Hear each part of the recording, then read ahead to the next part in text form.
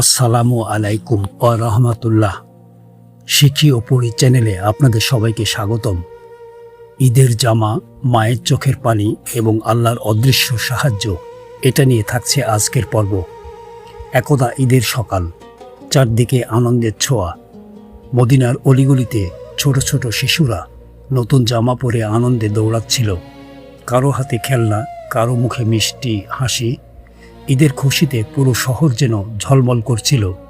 ঠিক তখনই কিছু শিশু এসে হাসান ইবনে আলী এবং হুসাইন ইবনে আলীকে বলল, আজ তো ঈদের দিন, আমরা সবাই নতুন জামা পরেছি, কিন্তু তোমরা এখনো পুরনো জামা পরে আছো কেন?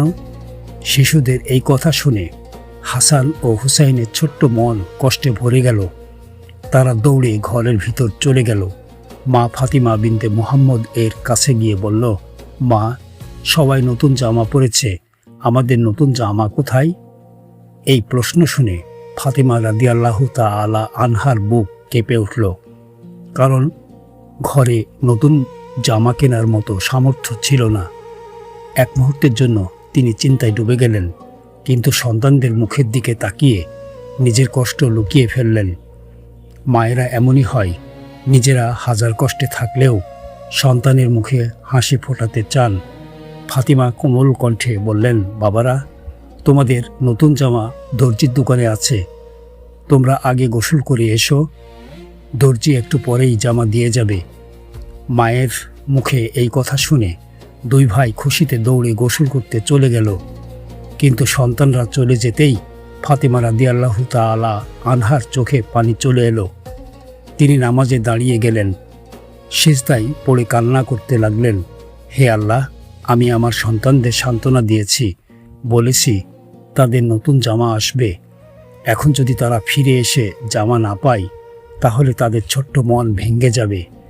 তিনি অশ্রুসিক্ত চোখে আল্লাহর কাছে সাহায্য চাইতে লাগলেন, কারণ তিনি জানতেন যখন সব দরজা বন্ধ হয়ে যায়, তখনও আল্লাহর দরজা খোলা থাকে।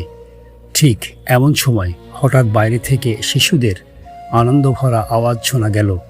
ফাতিমা দরজার দিকে তাকিয়ে দেখলেন হাসান ও হুসাইন দুই হাতে দুটি সুন্দর প্যাকেট নিয়ে ঘরে ঢুকছে। তাদের মুখে আনন্দের হাসি, চোখে উচ্ছ্বাসের ঝিলিক। ফাতিমা অবাক হয়ে জিজ্ঞেস করলেন, বাবারা, এই প্যাকেটগুলো কোথা থেকে এলো? দুই ভাই আনন্দে বলল, মা, আমরা গোসল শেষে বাড়ি ফিরছিলাম, ঠিক তখন এক লোক এসে বলল, আমি দর্জির দোকান থেকে এসেছি, তোমাদের জামা পাঠানো হয়েছে। ফাতিমা কাঁপা হাতে প্যাকেট খুললেন। ভেতরে ছিল অত্যন্ত সুন্দর দুটি জামা। তিনি বুঝে গেলেন এ সাহায্য কোনো মানুষের নয়, এটা আল্লাহর পক্ষ থেকে রহমত। তার চোখ বেয়ে অশ্রু ঝরতে লাগলো, কিন্তু সেই অশ্রু ছিল আনন্দের।